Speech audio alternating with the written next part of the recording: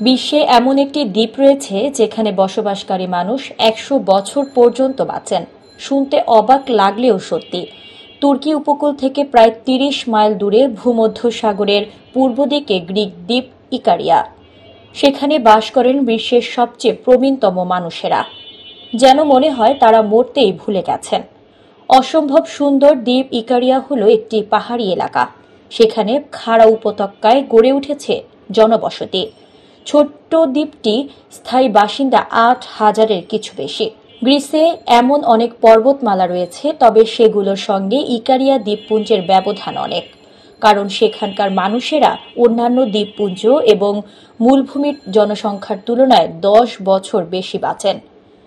এখানে chronic disease বা দীর্ঘস্থায়ী রোগের হার কম।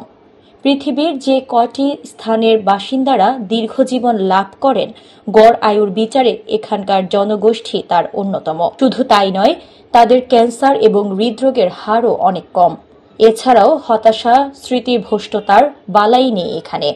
সবচেয়ে অবাক করা বিষয় হল ৯০ কিংবা ১০০ বছর বয়সেও তারা শারীরিকভাবে ফিট, এমনকি যৌন জীবনও উপভোগ করেন।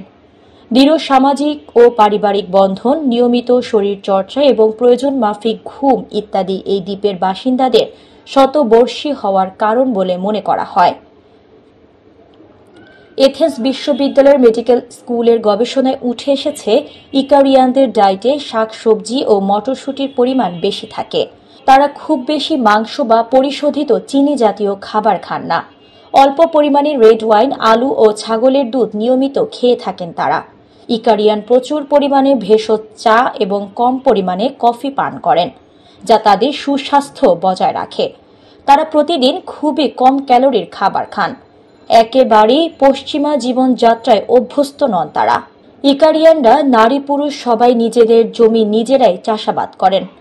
পাশাপাশি পশু লালন পালন সহ নিয়মিত পাহাড়ে চড়া সব কাজেই তারা পারদর্শী।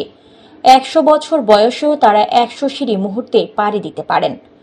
এজন্যই গ্রিসের সুন্দর এই পাহাড়ি এলাকায় বছরের বিভিন্ন সময় পর্যটকরা ভিড় জমান।